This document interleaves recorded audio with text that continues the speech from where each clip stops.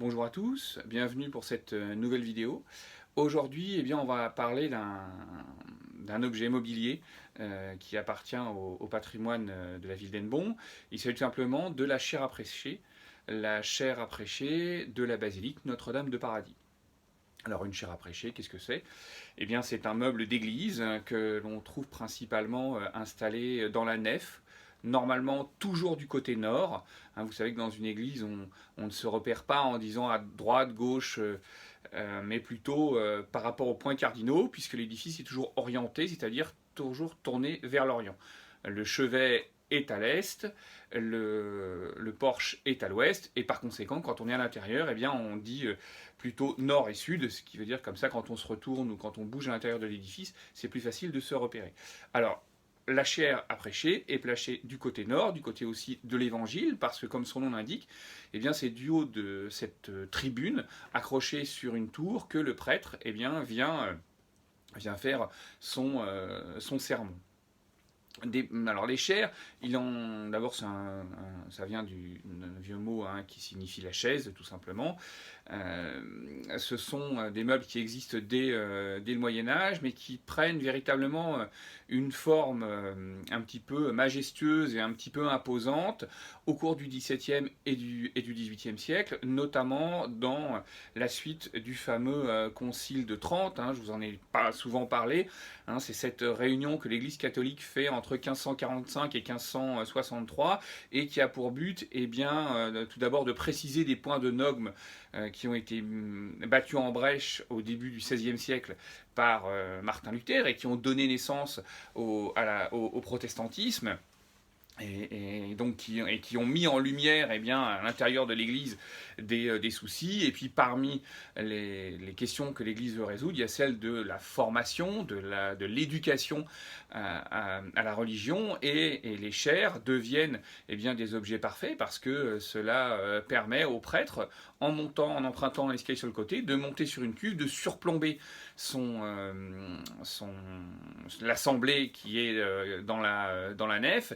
Et en plus, souvent, le sermon qui est prononcé est la seule partie de la célébration qui se fait en langue vulgaire. Ça peut être donc en français, mais ça peut également être en breton, le reste de la messe étant bien sûr en latin. Donc ces objets vont devenir effectivement le symbole de cette transmission, de la parole qui est donnée aux fidèles et vont prendre des formes de plus en plus impressionnantes, avec des grandes cuves qui sont sculptées, avec au-dessus de la basson, vous avez très souvent l'ange Gabriel avec sa trompette qui annonce. Donc une pièce de menuiserie extrêmement importante. D'ailleurs, pour l'anecdote, j'ai souvent des anciens qui me racontent que du temps où les chairs étaient encore utilisées, le meilleur endroit, c'était de s'installer juste dessous, parce que lorsque le curé prêchait à l'ensemble de la foule, il ne regardait pas forcément à ses pieds, et certains garnements ou ceux qui pouvaient s'ennuyer se trouvaient bien placés à l'abri sous la cuve. La chaire d'Hennebont n'est pas ancienne, enfin, elle date quand même du milieu du XIXe siècle. Elle fait sans doute partie de l'ensemble du mobilier néogothique, on va en parler plus tard, qui a été commandé par l'abbé Le Siélour. L'abbé Le Siélour est curé d'Hennebont à partir de 1857. Il meurt en 1868. Si vous allez dans le square de la basilique, vous allez trouver, adossé au mur est de la sacristie, une stèle qui porte son nom, qui était l'emplacement de sa sépulture. La stèle est restée en place, mais le corps a été transporté au cimetière du centre. Donc il passe une commande de mobilier. Il y a notamment les 6 confessionnaux qui sont également conservés dans la basilique à cette période-là. La commande est passée à un menuisier de Rennes, un Jean-Julien Hérault, dont on connaît énormément de réalisations en région rennaise, un petit peu moins dans le Morbihan, ou du moins elles n'ont peut-être pas encore été toutes identifiées. Alors lui c'est le menuisier, en revanche on ne sait pas qui est le sculpteur, c'est-à-dire celui qui a réalisé le décor. somme toute, le décor de la chaire d'Hennebont est relativement sobre. On est juste dans, il y a aucune figuration. On peut trouver des petits panneaux avec des épisodes de la vie du Christ ou des épisodes qui ont justement en lien avec, avec le prêche et avec la parole qui est transmise. Là, à Hennebont, il n'y a rien du tout.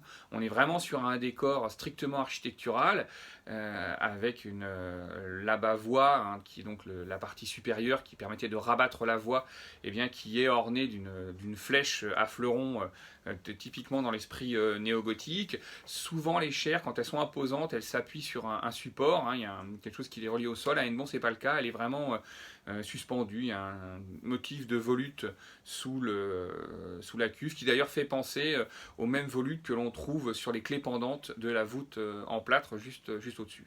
Et puis on accède à la chaire sur le côté par un escalier, hein, qui s'enroule autour de la colonne contre laquelle elle est posée. Souvent, en face, et c'est le cas Hennebont, en face de la chaire, sur le mur d'en face, donc sur le mur nord de la nef, vous avez un Christ en croix, parce que justement, ça permet au prêtre, lors de son prêche du haut de la cuve, eh bien, de s'appuyer sur l'image du Christ sur la croix en face, et de pouvoir présenter et gloser autour du personnage et de son histoire auprès de ses fidèles. Petite précision, la chaire appréciée comme une partie du mobilier néogothique de la basilique est protégée au titre des monuments historiques. Il est inscrit à l'inventaire supplémentaire depuis avril 1983. Ce qui veut donc dire que, eh bien, on ne peut ni le déplacer, ni faire aucune intervention sur ce mobilier sans avoir l'avis et l'aval du ministère de la Culture. Je rappelle également que ce mobilier étant daté d'avant 1905, il est propriété de la commune et que c'est elle qui a en charge sa conservation, son entretien en tant qu'élément de patrimoine mobilier appartenant à la ville. Je vous l'ai dit, le type stylistique, c'est du néogothique. Le néogothique, qu'est-ce que c'est? C'est une tradition artistique qui commence en Angleterre plutôt au XVIIIe siècle, mais qui prend vraiment son essor en France, notamment à partir des années 1830, hein, à partir des travaux d'Arcis de Caumont, mais également en la pleine période où l'on va nommer Prosper Mérimée inspecteur des monuments historiques. C'est la période où va naître la notion de patrimoine, où on va commencer à se poser la question de ce qu'il faut préserver. C'est évidemment l'héritage direct de la rupture qui a causé la Révolution française. Alors, on n'est pas là pour parler de la notion de patrimoine. La notion de patrimoine est plus ancienne. On en a une émergence en Italie au XVIe siècle, mais elle va vraiment se structurer après la Révolution française, puisque celle-ci a causé une rupture, a fait disparaître des éléments historiques et des éléments de mobilier. Et puis on est aussi dans une période où, après l'Empire, s'amorce aussi la Restauration, et où on cherche à recréer un lien historique en prenant mémoire sur cette espèce d'époque qu'on pourrait dire bénie et perdue, où on imaginait que petits moines, petits paysans et petits chevaliers allaient tous se donner la main pour construire des cathédrales. Et donc on est dans cette espèce de mythe du Moyen-Âge fondateur de l'histoire de la France, hein, par-delà la Révolution, et on va s'inspirer du Moyen-Âge dans les réalisations, qu'elles soient architecturales. Et à Hennebont, on a des exemples assez flagrants. Hein. On a coutume de dire que Notre-Dame de Paradis est autant néogothique que gothique, puisqu'on va avoir notamment la voûte en plâtre qui est posée dans ce milieu du 19e siècle, peut-être autour des années 1840 ou un petit peu plus tard, hein, qui est une voûte qui est uniquement décorative, qui n'a aucun intérêt structurel. Pour schématiser, on pourrait entièrement la détruire, que l'édifice ne tomberait pas.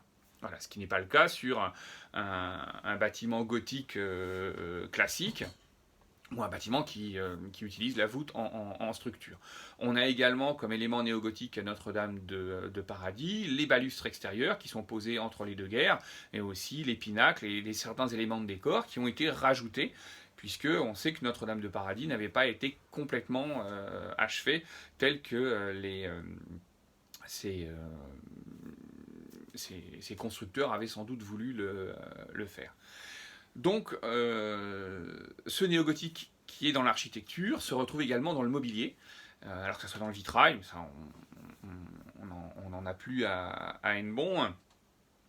mais également dans le mobilier en tant que tel. Et on va effectivement retrouver les stalles, les décors d'hôtel, les confessionnaux, la chaire, qui vont réutiliser ce jeu avec un élancement. Le gothique, c'est vraiment un élancement vers le ciel, quelque chose de très très fin, de très très haut, avec des colonnettes très très fines, avec des jeux de chapiteaux, énormément aussi d'importance sur la question et le décor floral, hein, la végétation et la profusion de la végétation, c'est évidemment, ça représente la vie.